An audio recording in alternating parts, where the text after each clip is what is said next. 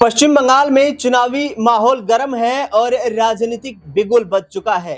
केंद्रीय गृह मंत्री अमित शाह ने खुद घुसपैठियों का मुद्दा छेड़कर एक नए राजनीतिक विवाद को जन्म दे दिया है। बता दें आपको कि गृह मंत्री अमित शाह ने जिस तरीके से कहा कि एक बार पश्चिम बंगाल में सरकार बनाने का मौका दीजिए,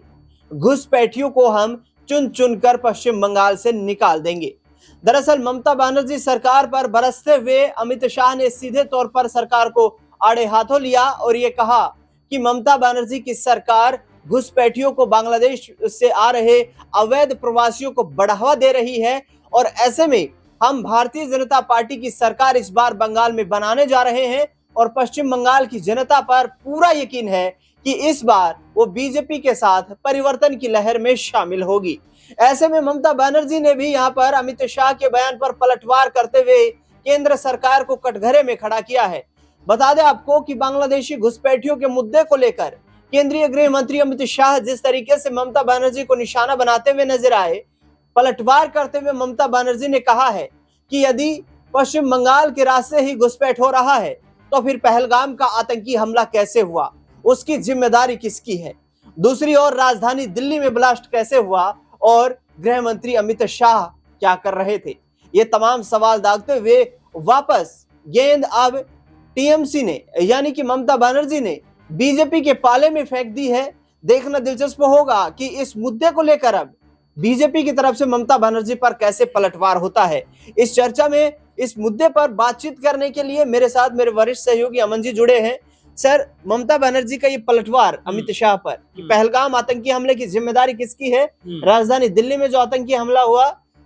जिस तरीके के सिक्योरिटी प्रोटोकॉल्स होते हैं, जिस तरीके की मुस्तैदी होती है, उसके बाद कैसे राजधानी में जो आतंकी घुस जाते हैं, ये जिम्मेदारी किसकी है, कितना भारी पड़ता हुआ नजर आएगा ममता बनर्जी के साथ टकराना केंद्रीय गृह मंत्री अमित शाह का। देखिए, अब बिल्कुल जिस तरह की बिसात बेचना शुरू हो गई है, अगर बंगाल की बात करें, पश्चिम वेस्ट बंगाल की बात करें, क्योंकि चुनाव आने वाले दिनों में 1 से 2 महीने के बाद पूरी तरह से जो माहौल है तैयार हो जाएगा। अप्रैल में नई सरकार चुनी जानी है, तो यहाँ पर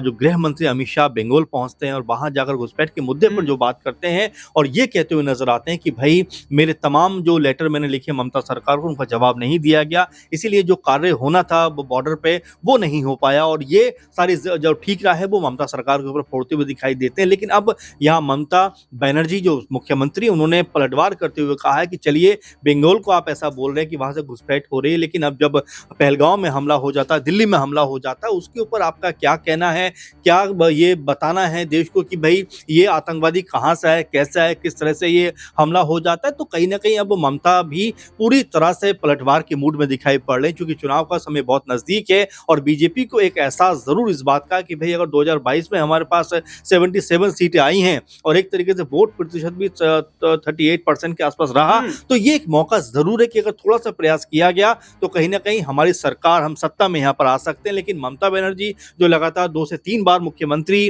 वेस्ट बंगाल की हैं, वो किसी भी मौके को छोड़ना नहीं चाहती, हर एक मुद्दे के ऊपर बीजेपी के ऊपर पलटवार करते हुए दिखाई पड़ रहे हैं और ये भी कहीं ना कहीं बता रही हैं कि जो धर्म और जाति का मुद्दा, हिंदू मुसलमान का मुद्दा है, उससे पश्चिम बंगाल कोसों दूर है। अब ऐसे में राजनीतिक जो बिगुल फूक चुका है, बीजेपी क्या कुछ कहती हुई नजर आई इस पूरे मुद्दे के ऊपर, इसको लेकर आने वाले दिनों में जो माहौल है वो और ज्यादा गर्म होता हुआ दिखाई पड़ेगा, क्योंकि जनवरी की ठंड के बाद जैसे ही फरवरी आएगी, उसके बाद आप देखना कि वेस्ट बंगाल का जो चुनावी माहौल है वो एक अलग रंग में ढलता हुआ दिखाई पड़ेगा। बिल्कुल, वेस्ट बंगाल का चुनावी माहौल एक अलग रंग में ढलता हुआ दिखाई दे सकता है। देखना दिलचस्प रहेगा कि घुसपैठियों के मुद्दे पर ही चुनाव लड़ा जाएगा या फिर विकास कार्य कोई बड़ा चुनावी मुद्दा बन पाएंगे। इस खास रिपोर्ट में फिलहाल इतना ही।